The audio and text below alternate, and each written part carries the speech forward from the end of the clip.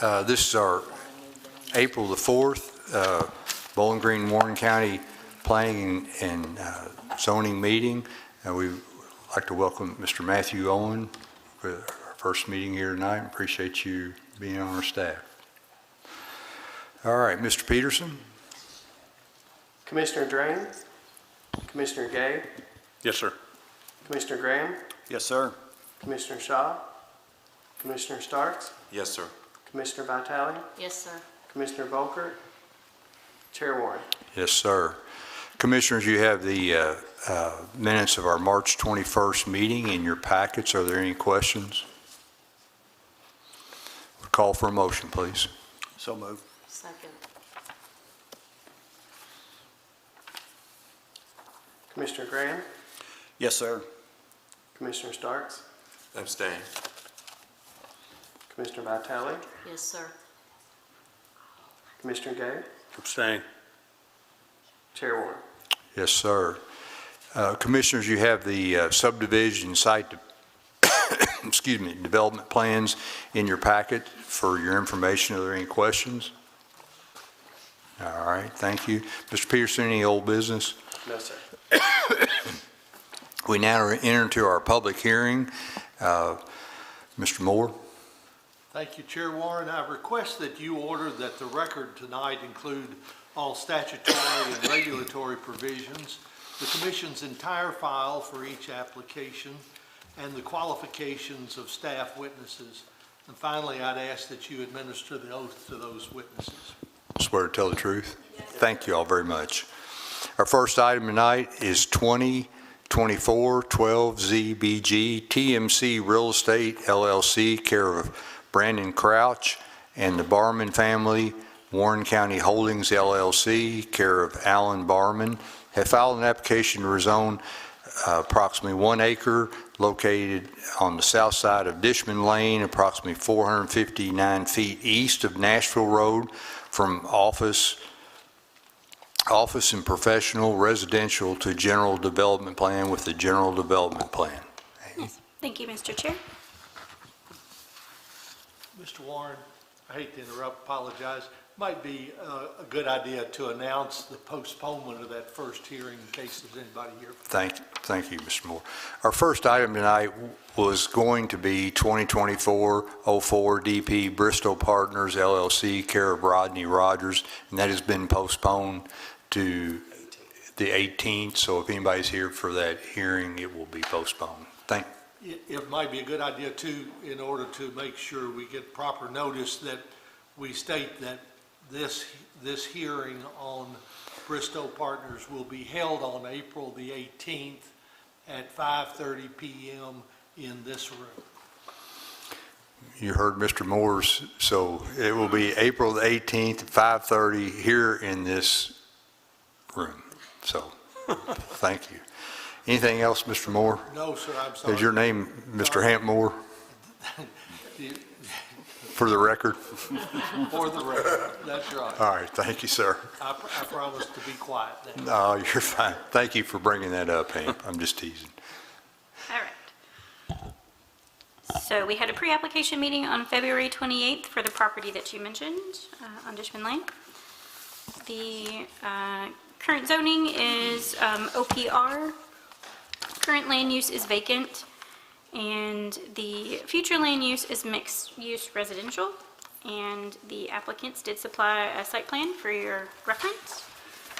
Again, the applicants are looking to rezone from OPR, office and professional residential, to general business in order to develop the property with a multi-tenant commercial building. One of the proposed tenants will include a chiropractic office. If you look under the development history, this property was rezoned from R1 to OP in 2001, and the property was converted to OPR later in 2001 with the adoption of the current zoning ordinance. At the bottom of the page, staff recommends approval pending public hearing and testimony and discussion of an item. The proposal does comply with the majority of the criteria assessed in the review process and is generally compatible with the surrounding area. And staff has noted considerations regarding the proposed freestanding sign. And if you look over at page 3, middle of the way down, under the signage category there, the applicants have proposed in DPC number 11 that any freestanding sign shall be monument style, not to exceed 15 feet in height, with a maximum sign face area of 75 square feet. The largest existing sign in the vicinity is located at Lost River Church of Christ, and this sign is approximately 10 feet in height and contains a sign face area of roughly 50 square feet. That's all we have for a staff report, but I'd be happy to answer any questions. Commissioners, any questions for staff? So, so the staff, the sign square footage, that's a compatibility concern, or is that a suggestion from staff? Yeah, I think just for your considerations to determine if, you know, the signage would be out of character for that area, or Okay, if you feel it's all right, very is good. compatible. Thank you. They are different, so general business has a different standard than OPR, slightly higher as far as signage goes. Okay, Okay. very good. For that too. I have a question. Sure. Do we know what the other business, other than the chiropractic office, as the applicant indicated, what the other? That might be a question for the applicant. I don't think the time the application was submitted that the rest of the tenants were determined, but they might be able to Okay, all right. speak to that. Thank you. Thank you, Mr. Starks. Okay, Dr. Crouch, you're the applicant. Is there anything else you would like to add, or your? Rodney McGahee, 2053 Dyford Road. Swear to tell the truth? Yes, sir. Thank you, Rodney. Our client, Brandon Crouch, who runs Crouch Chiropractic, which is on Nashville Road, not too far away from this location, is just looking to move to a different location to allow them to grow their business, and they're kind of short on parking as it is. So that's what spurred this zone change application, basically. In the OPR, you're allowed a much less impervious coverage on the site. So with general business, which is what's directly across the street from it, and then we have highway business toward Nashville Road. That's the reason really for this zone change hearing. As far as the sign compatibility, the signs that were referred to with Lost River Church of Christ, those are single-use signs. And this property is going to be a multi-tenant property, so they were just asking for a little larger sign. General business allows, if I'm not mistaken, 20 feet high and 100 square feet. Is it 30? 30 feet high with 100. So we're half the height of what's allowed in general business is what we're asking for at 15, and then 75 square feet. And a similar sign to this square footage and height is what's located on Nashville Road at the property adjacent to him that has a mixed-use tenant service there. And so that's where we came up with these numbers, basically. He does not, Commissioner Stark, he does not know exactly what's going to go in next door. It's potentially a dental office, but it's not for sure. All right, okay. So, Thank you. And Rodney, are you suggesting this sign would be a consolidated sign, so one sign for, yes, I see, okay, that's very correct. good. Yeah. Thank you, Rodney. Anything else, Commissioners? All right, thank you very, very much. Is there anyone in the audience tonight that has a question or opposition to this request? All right, hearing none, Commissioners would call for a motion, please.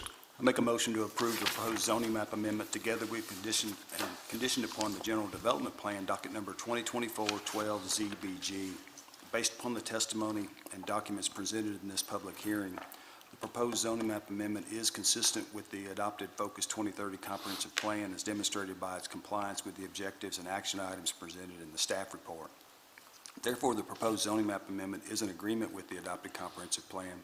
Further, I request that this motion include a summary of evidence and testimony presented by the witnesses at this public hearing. Second. Commissioner Graham, Yes, sir. Commissioner Starks, Yes, sir. Commissioner Vitale, Yes, sir. Commissioner Gay, Yes, sir. Chair Warren. Yes, sir. This is a final action per our new zoning amendment changes that in 21 days, unless a request is made to the legislative body to hear the item. All right. Our next item tonight is 2024-13 ZBG. Scott and Naomi Bonham have filed an application to rezone approximately a half an acre located at 1212 Crewdston Drive, from RM3 Townhouse Multifamily Residential to RS1D Single Family Residential with the General Development Plan. Jenny? Thank you, Mr. Chair. We had a pre-application meeting back in September for the property over on Crewdston Drive. The current zoning of the property is RM3. The current land use is single-family residential, and the future land use map designation is moderate-density residential. And there's their concept for y'all's reference. The applicants are proposing to rezone roughly .55 acres located at 1212 Crewdston Drive from RM3 to RS1D single-family residential in order to create an additional building lot, and the existing home is proposed to remain. Looking down to the property history, the property was rezoned from Ag to R3 multifamily residential in 1965, and then was converted from R3 to RM3 in 2001 with the adoption of the current zoning ordinance. The proposed RS1D zone is a potentially compatible zoning designation in the moderate density residential FLIM category. And with that, we look down to staff's recommendation. The proposal complies with the majority of the criteria assessed in the review process and is generally compatible with the surrounding area. And with that, staff's recommendation is for approval, pending public hearing testimony and discussion tonight. And I'm happy to answer any questions. Thank you, Jenny. Commissioners, any questions for staff? So I see in DPC 5, they're proposing 1,000 square feet.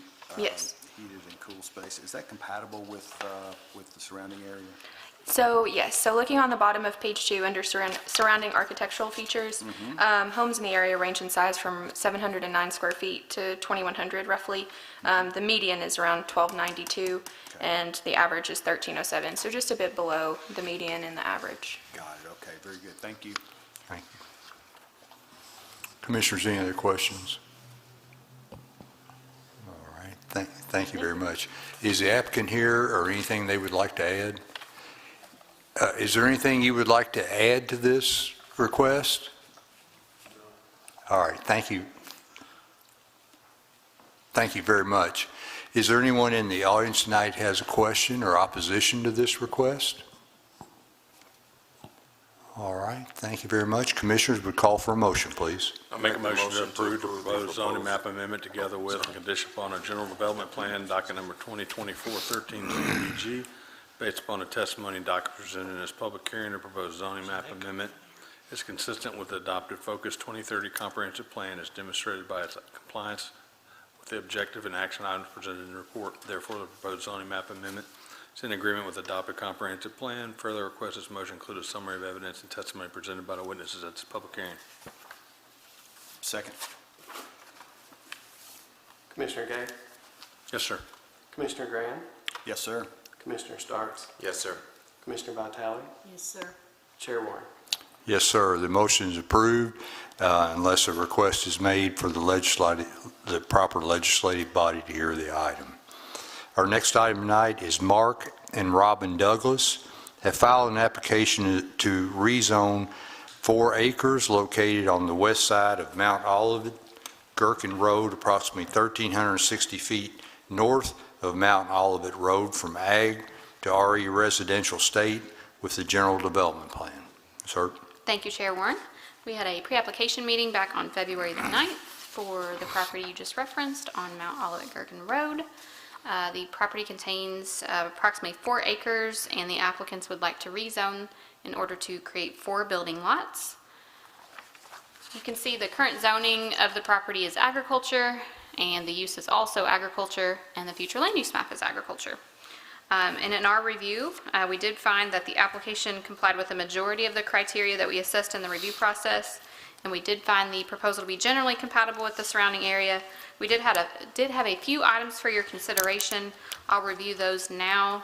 The first relating to the proposed front yard setback. So if you'll look on page 2 of your staff report, you'll see that the minimum front yard setback required in the proposed RE zone is 25 feet.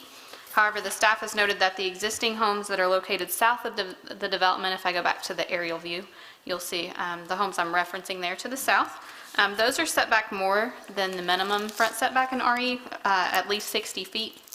And so the staff suggested that the applicants consider including a requirement for an increased front yard setback that would be complementary to the existing homes in the area. This was left unaddressed by the applicants. And then the next item for your consideration, on page 2, under natural features, there are no known sinkholes on the property, and the applicants did not address any type of sinkhole mitigation as suggested by staff. And then last for your consideration, on page 3, under the surrounding architectural features, staff suggested that the applicants consider including a development plan condition requiring driveways to be paved in order to be consistent with the existing character of the properties to the south. And this was also left unaddressed. So those are the few points we wanted you to consider this evening, but other than that, our recommendation is for approval pending any public hearing testimony and discussion. That is all for the staff report, but I'm happy to answer any questions. We'll, I think there's some questions we'll ask of the applicant. Commissioners, any questions regarding the 3 items, that the sinkholes and the setback and the paved driveways? So Rachel, as I look at that aerial, you're referring, the homes that are 60 feet are, if I'm looking at that, they are to my right on Gherkin Road or Mount Olivet Road, is that Oops, right? they'd be, if we're looking at the aerial view, let me go back, they'd be the homes to the south here. This line of, these are newer homes, and in looking at the setbacks for those, I think the one that was the closest was around 60 feet. Got it, okay, all right, very good, thank you. So all the other ones are still 60 feet on the aerial you were pointing at? Yeah, on the aerial, the home that was nearest to the road was 60 feet, and the others were actually more than that 60-foot distance. Okay. All right, thank you. You're welcome. Rachel, one question. Yes. Under the general development plan, number 1, it says the maximum building height shall be 2 stories. And then in the surrounding architectural features, majority of the existing structures nearby are 1 story. If the applicant was to build 2 stories, would that interfere with anything as far as, would that create any type of problem? Not necessarily. I mean, it is common for there to be a mixture of, in a single-family setting, a mixture of building heights. We did just note it would be a fact to state that the majority, at least the homes that are directly to the south, and then the other nearest home that's up here on the right-hand side, those are all 1-story homes. Okay. But I think if you drive a little bit further up to the north, there are some 2-story homes on Mount Olivet Gherkin, just not in this section. All right, thank you. Yes, sir. Commissioners, any other questions for staff? Okay, thank you very much. Is the applicant here or their representative or anything that you all would like to add? Commissioners, are there any questions of the applicant? If, sir, or whoever's representing would please come to the microphone.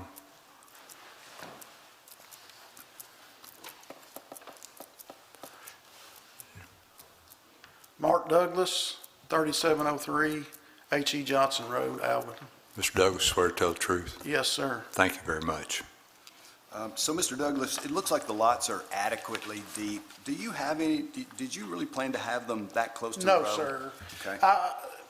I didn't want to get, they lay kind of toward the front, so I'm going to have to put my septic systems out front, and I don't want to get any, usually you do the utility and the setbacks. As long as there's not a utility easement back there, I can't get my septic systems, I'm going to have to put them out front. So actually, you prefer to have them setting back a Yes, little they bit? will have All to right. be set Got back it. further. So, But I'm going to have to do my septics out front, yes, Yeah. because it lays forward. So do you have any objection to changing that setback minimum to, let's give you plenty of latitude here, let's make it say 55 feet? You Yeah, gotta as have long that as in it's order not for a your septic- utility easement in that, Yeah. the home setback would be fine. Yeah, I think you've got to have at least that for your septic anyway. Yes, And that'd give you the definitely. latitude. You're right. All right. And then, do you plan to pave the driveways for these? I don't, I've been selling a lot of houses without that just to be more affordable in the county. Okay. And I've sold several, I mean, I built several houses and I've sold multiple houses lately.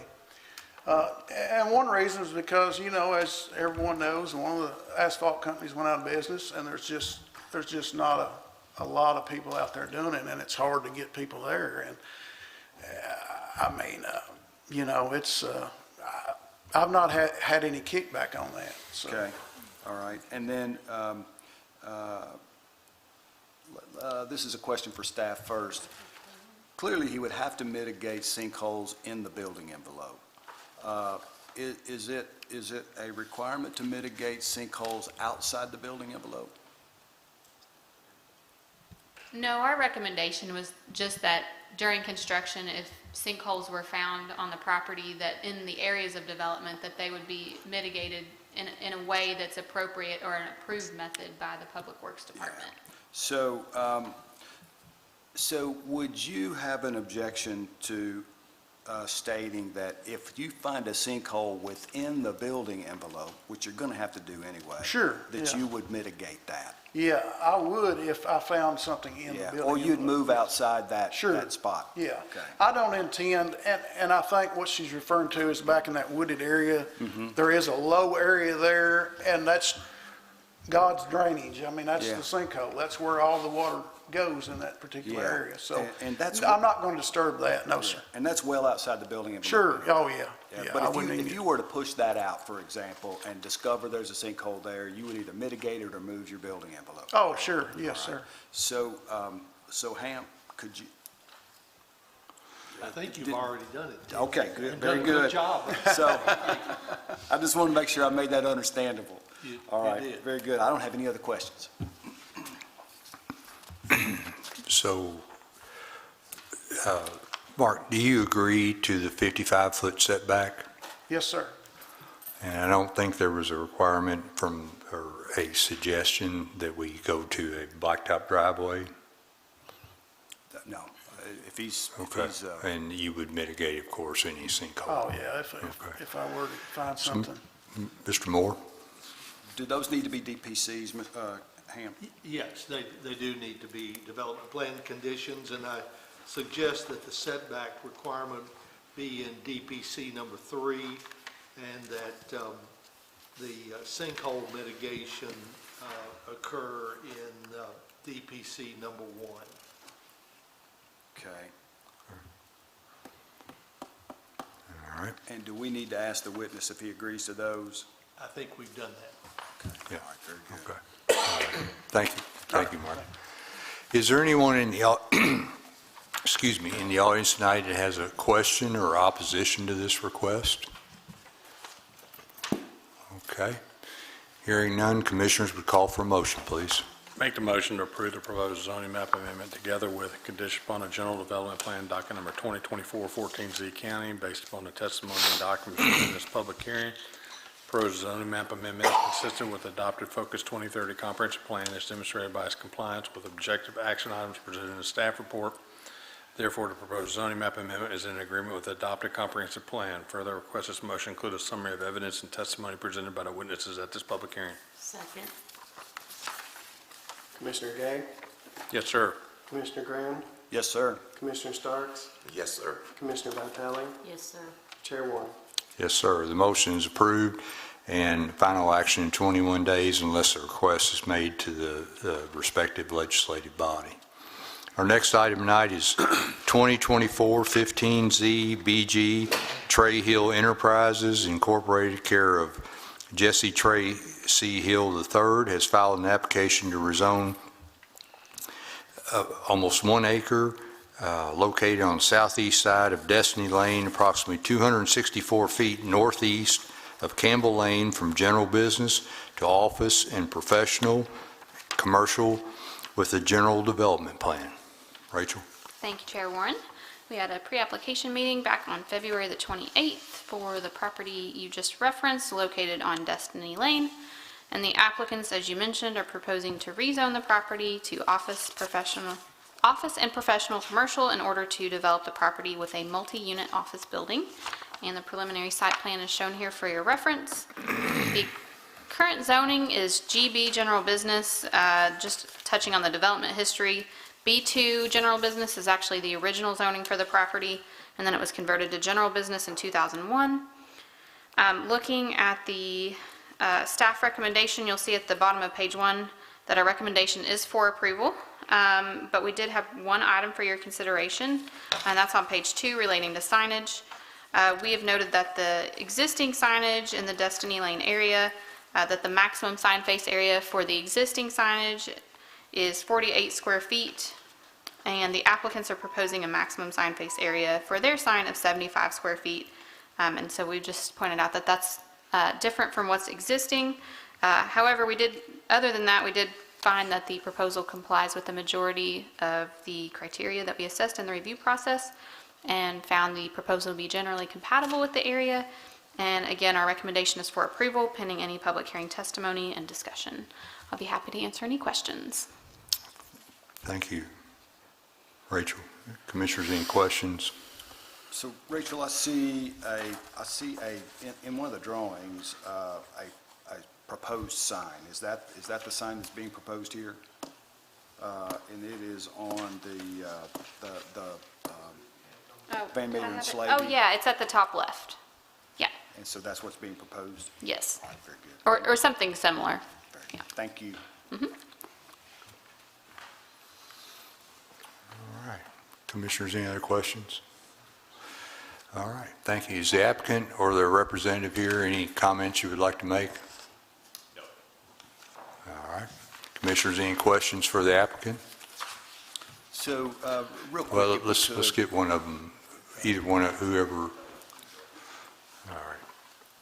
Lucas Slavey, 2519 Ken Bell Boulevard. Swear to tell the truth. Yes, sir. Lucas? Yes, Thank you. And so, Lucas, I'm just following up on that sign. So it looks like there's going to be multiple tenants? Yes. And so, is that the reason for the increase in the sign? Yes, sir. Square footage? Most of the places there are 6 tenants or 4 tenants, and And it we've looks got like 8. you've got 8. And we bumped it up just a little bit. He's still, this would be a maximum, obviously. Right. We don't need any bigger than this, but he's entertaining the idea of just putting the address on the sign or something like that and putting the tenant on the building themselves. But that's not, he's trying to work through that and figure out the best case. But you're for that. proposing a monument-style sign similar to what we see here with Yes, sir. multiple Yes, tenants sir. on it. All right, very good. Thank you. Thank you. Yes, sir. Lucas. Commissioners, hold on a second, Lucy. Any other questions? All right, thank you. Thank you. All right. Is there anyone in the audience tonight that has a question or opposition to this request? Okay, hearing none, Commissioners would call for a motion, please. Make the motion to approve the proposed zoning map amendment together with and condition upon a general development plan, docket number 2024-15 ZBG, based upon a testimony and document presented in this public hearing. The proposed zoning map amendment is consistent with the adopted Focus 2030 comprehensive plan as demonstrated by its compliance with objective and action items presented in the staff report. Therefore, the proposed zoning map amendment is in agreement with the adopted comprehensive plan. Further request this motion include a summary of evidence and testimony presented by the witnesses at this public hearing. Second. Commissioner Gay, Yes, sir. Commissioner Graham, Yes, sir. Commissioner Starks, Yes, sir. Commissioner Vitale, Yes, sir. Chair Warren. Yes, sir. The motion is approved, and final action will be in 21 days by the appropriate legislative body, unless there is a request. Ben, any other discussion items for tonight? No, sir. All right. Mr. Moore, do you have a comment? No, I didn't know if... I asked him a question. Oh. I was working as assistant secretary. to the Okay, no. Just, Plus, I'd used up all my talking time earlier. okay, Do you yield the balance of your time? all right. I yield the balance of my time. All right. Commissioners, we stand adjourned. Mr. Owen, thank you for being here tonight, and we'll see you all April 18th. Thank you.